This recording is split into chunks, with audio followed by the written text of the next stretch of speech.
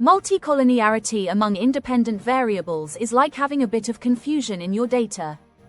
Imagine you're trying to predict how well students will do in a test, and you have two independent variables, the number of hours they study and the number of books they read. Now, if these two variables are strongly correlated or related, it can cause multicollinearity. It's like saying, when students study more, they also tend to read more books. Why is this a problem?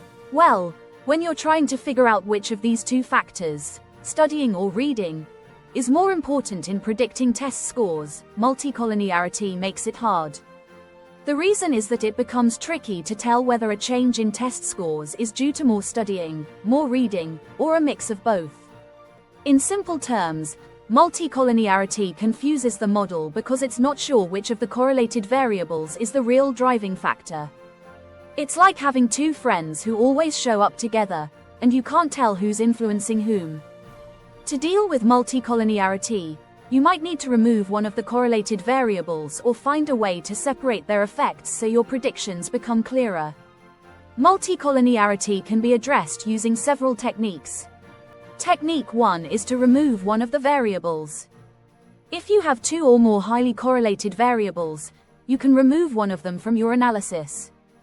This simplifies the model and eliminates the redundancy caused by multicollinearity. However, you should choose the variable to remove based on your domain knowledge and which one is less relevant to the problem. Technique 2 is to combine the variables. If the correlated variables are conceptually related, you can create a single composite variable that represents the underlying concept. For example, if you have both height in inches and height in centimeters, you can use just one of them and convert the other to the same unit.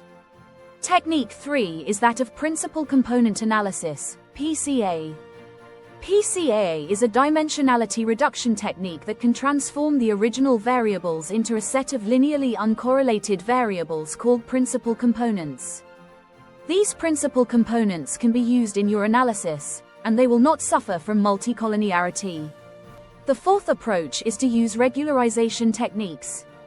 When building regression models, techniques like ridge regression and lasso regression can be helpful.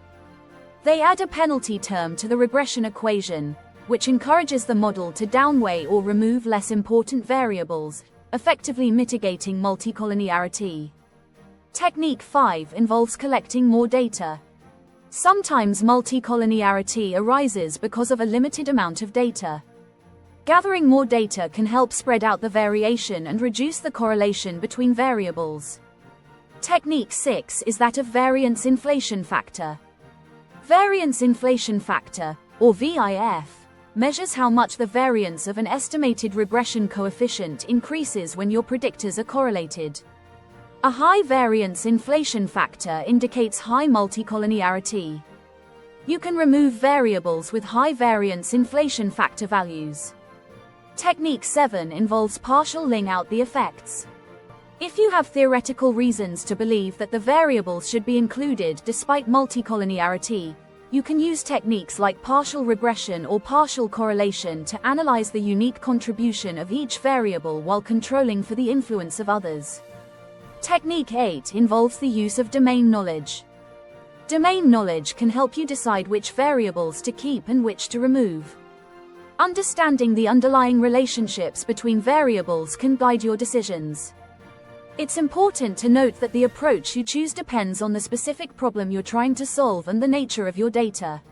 There is no one-size-fits-all solution to multicollinearity, and the best approach may vary from one situation to another. Would you like to become a credible, career-ready human in the loop? Check out our CPD-accredited courses at lawtificialintegrity.ai. Build real career capital in AI governance, AI law and integrity. And make your expertise count. Please subscribe, like and stay tuned, because artificial intelligence needs your human integrity.